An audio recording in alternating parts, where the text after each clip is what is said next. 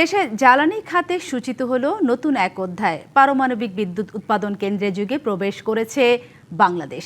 রংপুর পারমাণবিক বিদ্যুৎ কেন্দ্রের প্রথম ইউনিটে শুরু হয়েছে পরমাণু জ্বালানি বা ইউরেনিয়াম লোডিং। বেলা 3:30টার পর আনুষ্ঠানিকভাবে এই বিদ্যুৎ কেন্দ্রের প্রথম ইউনিটে জ্বালানি বা ইউরেনিয়াম লোডিং শুরু হয়। এর মাধ্যমে বাংলাদেশ বিশ্বের 33তম দেশ হিসেবে পরমাণু শক্তি ব্যবহারের চূড়ান্ত ধাপে প্রবেশ করল।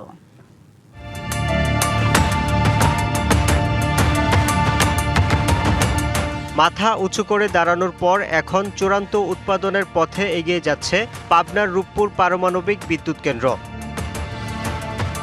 দীর্ঘ প্রতীক্ষার পর পারমাণু চুল্লিতে ভরা হচ্ছে জ্বালানি।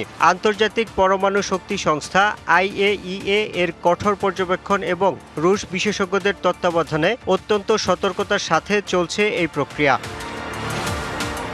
প্রথম ইউনিটে মোট 163টি ফুয়েল অ্যাসেম্বলি স্থাপন করা হবে।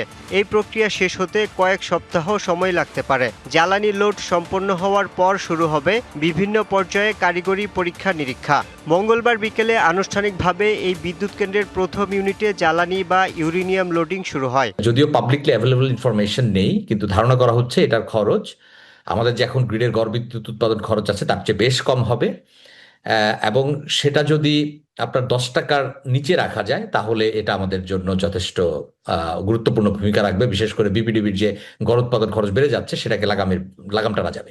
এ সময় রুশ নির্মাতা প্রতিষ্ঠান রোসাটমের মহাপরিচালক আগামীতেও বাংলাদেশের পাশে থাকার কথা জানান। আগামী আগস্ট-সেপ্টেম্বরে জাতীয় গ্রিডে 300 মেগাওয়াট এবং জানুয়ারিতে প্রথম ইউনিটের পূর্ণ সক্ষমতার 1200 মেগাওয়াট বিদ্যুৎ সরবরাহ হতে পারে। রুশ কারিগরি ও আর্থিক সহায়তায় নির্মিত এই কেন্দ্রটির 2টি ইউনিট থেকে মোট 2400 মেগাওয়াট বিদ্যুৎ উৎপাদন হবে। পরিবেশ বান্ধব ও সাশ্রয়ী এই বিদ্যুৎ জাতীয় গ্রিডে যুক্ত হলে দেশের লোডশেডিং অনেকটাই দূর হবে বলে আশা করা হচ্ছে।